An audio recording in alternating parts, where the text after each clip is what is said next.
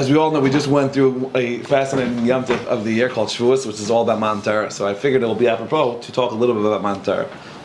Now I did prepare, as you see, I took notes, but I didn't really have real time to prepare. So forgive me if things don't add up to the perfect way as it should be. But I think each point that I'm going to bring out, I think is a great point. And I once heard from Shmuz it's a great concept by speeches specifically. A lot of times the speaker brings up issues or brings up concepts you want to talk about. The actual solution, the actual answer, is really less important than the question. The question gets you to think, gets us all to think, and really the answer lies within us. It lies in our own heart, lies in our own neshama, and it lies in your own brain and your own personality, and you should answer the question yourself. And that's really more important than my answer. But we'll answer just because this is the style of a speak. You ask a question, give an answer. But really the answer is really your own answer, and you can develop your own thought. But the question is like this. We all know, we have probably everybody here heard of, whether you know it's from the Nefesh HaChaim or not from the Nefesh HaChaim, that there's a concept in Torah that if there's ever a second in the world without Torah, the world will cease to exist. And that's why people say the world is round, and that's why it's day here and night here and night here. There are concepts, winter, summer, spring, different things, just to make sure that there's always Torah in the world, because if there would be a second without Torah, the world will cease to exist. What does that mean? That means people sitting learning, talking and learning, being involved in learning, keeps the world going. Without that, the world ceases to exist. Why is that? What is the significance, the greatness to Torah specifically, more than anything else, that keeps the world going? On the contrary, it almost looks like, it seems like it's a steer. There's Gashmias and there's Ruchnias. What does one got to do with the other? But you see, and the Nefesh HaChaim clearly says that in order for the world to function, to be around, is through the Torah. So there's got to be something really special to the Torah, to something that we're very much into, which is Torah and the whole Yom Tov Matan Torah. And we all know whatever yeshivas backgrounds you've been to, Torah. We're always talking about Torah. And why is that such an important part of being a Yid, of being of Yiddishkeit? In addition, we'll talk a little bit about Torah. There's a mission that Chazal say, Kol Esek b'Torah Zeichel Dvarim Harbe. Again, the more you're involved in Torah, the more bracha you have. Bracha means seemingly Gashmias bracha, as well as Ruchnias bracha, but it seems that Torah, again, it plays an integral role to the world, to all the bracha that there is. We know there's a concept of Shvisi Hashem L'Nagdi Samin, which means always keep Hashem in front of us.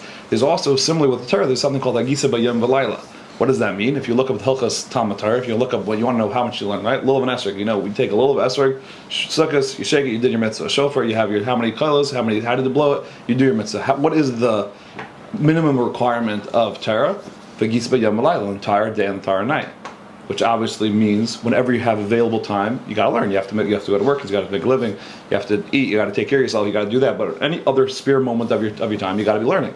Which is almost impossible, or almost probably the hardest mitzvah we can do is to really accomplish Talmud Torah, because who could really do that? Who could always be learning?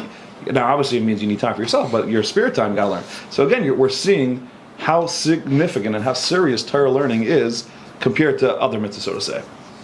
We also see something very special to Torah is there's a whole bracha. Every morning we say which is just like any brachas and mitzvah. Before you shake lulav, you say a bracha on mitzvah. Before you put on tefillin, you say a bracha on tefillin.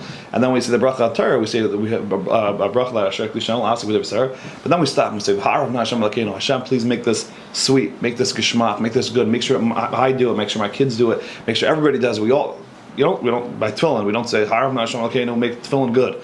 Shofar is huge. Tefillah is huge. We don't say these extra tefillahs into Torah. So again, obviously we're seeing something tremendous with Torah, different than all the things. And the obvious question is why? What is so great with Torah? What is so different with Torah? What is so special with Torah? And that is the big question that we have to try to go ahead and answer and understand.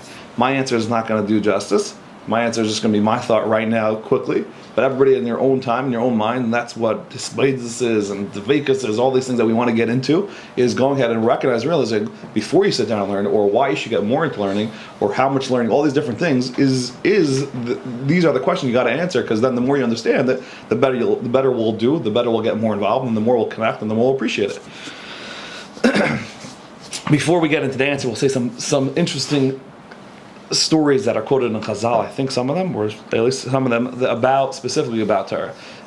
Story number one that comes to mind was the famous story of Hillel Zaken. We all know the famous story of Hillel Zaken.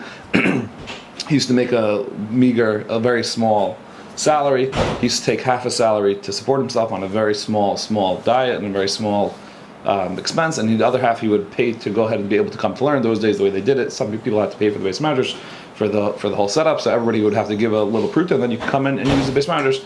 So he'd come to give a share. He would give his little payment. Then he was allowed in. One day he didn't even have enough to support himself. So he came to shul, and they said, "I'm sorry, you don't have your pruta, you don't have your dal, you can't come." So he went to the roof. He was able to hear from the skylight, from the window, and he was listening to the share. And it was a Friday night.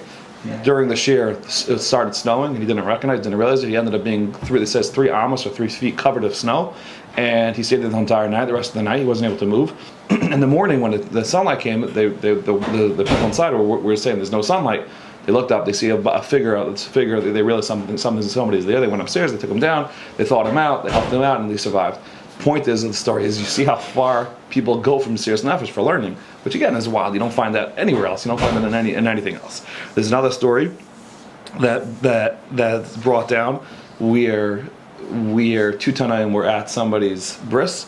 Someone was making a bris. They were at the bris, and the 2 Tanaim were sitting around. They sat one set to the next. They said, "Everyone's here. They're eating. They're dancing. They're singing."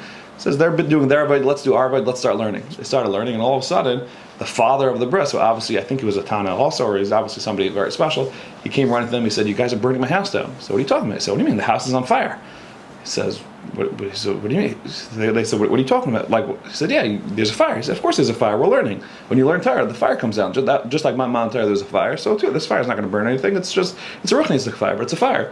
Again, what do we see? We see when people sit down and learn, and Rosh Hashanah is explained straight up. When you and I sit down and learn, there's a fire.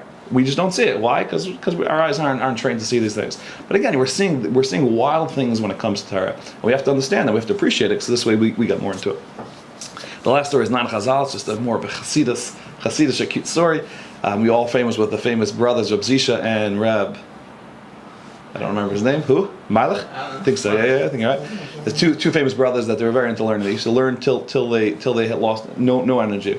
The point they used to say when they would learn together with Chavrusa, if one would go, so the stories like this, they would learn till they literally collapsed, and there are times that one would have to go get a sefer.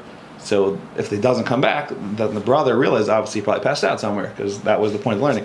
So sure enough, I don't know which one, they went to get a sefer. The other one's sitting there and he's not back. He said, "Okay, I'll go check on him." He sees him lying there, so he says to himself, he says, if his head is on his hand, then obviously he had a little more energy. He could have learned for that 1 more second. If his head is on the floor, then he's potter. So he looks, and sure enough, he sees his head on his hand. So he wakes him up. He says, "Reb Zisha," he said, "Wait, are you sleeping? You can sleep in the grave. Now it's time for learning. Now it's not time for sleeping." So again, what do you see? You see the holy special people. They use till the nth degree. There's a famous story with Chazon Ish. They say when he was single, when he was a bacher, his roommate once heard him fall on the floor. So what happened? He said he calculated how much strength he has to be able to get this bed, and obviously he miscalculated. He needed to stop learning a second before. Again, these are madrigas that have nothing to do with us, but at the same time, it's good to know that. So it comes down to what is Torah. Now, one of the coolest things about Torah, which is there's so many facets. If you look at the Mishnah Navos, it says 48 kinyanim of Torah, which is really what we're supposed to go through. Sfira Saymer, each day take one kinyan, understand, and the 49th Chazar, all 48, and then you come from Torah. Most of these things, compared to regular chachma in the world, would make no sense to tell a college kid, tell a college student who's going to and learning a chachma, to anyone else, or going to become a doctor, something like that. These are your kinyanim, how you're going to get to learn. These things don't make sense. It's a thing about midas. It's a thing about holding ourselves, refraining from other outside things that we shouldn't be involved in. It's being nice to each other. It's make sure you help with chaverim. You don't need that for chachma. Chachma, you could be your own smart person, learn and be done. But obviously, we see something as very much. I think the word is aluf, like tied to Torah learning specifically. That it's almost like it's higher than us.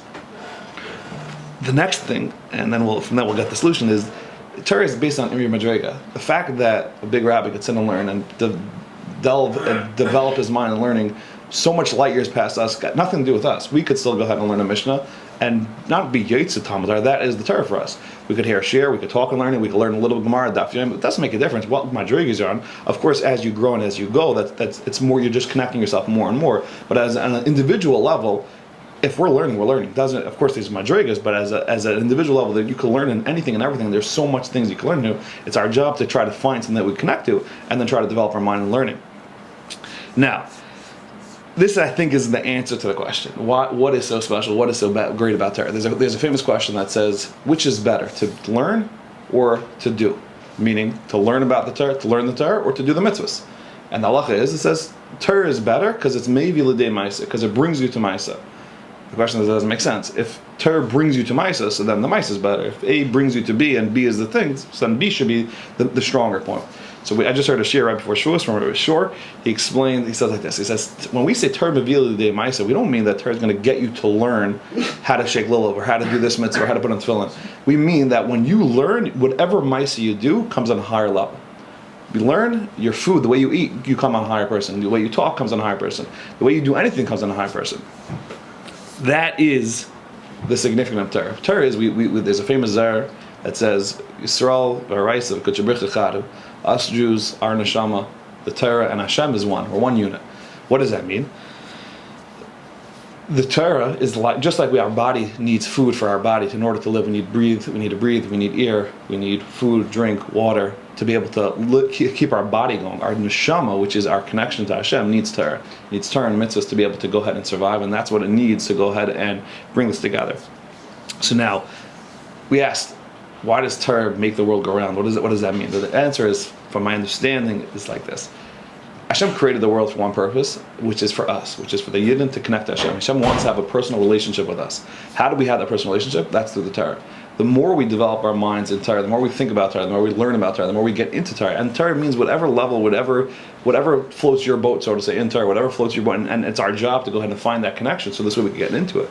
And it means whenever you can do it. And of course, daven, so you'll have a better enjoyment out of it, and that's the harana, and daven that you'll be able to do more, and you'll be able to do better, and you'll be able to find better. But find that connection that we have with our Torah, because that's our food, and that's our energy for our neshama, and that is the purpose of the world. The whole world was here just so we could have a personal, intimate relationship with Hashem. How do you have the personal, intimate relationship? Hashem is up here, we're down here. It says that's through the Torah, that's the connection, that's through our neshama. The more we learn, the more we get into learning, the more we talk about learning, the more we find the flavor for learning, that's allowing our neshama to connect to Hashem through the Torah, and that's the bridge, so to say, that connects us to, and that is what brings the purpose of this world, and that's what we're accomplishing when we're at this world, and that's why our job is to do everything we possibly can to connect ourselves to Torah at whatever level we possibly can.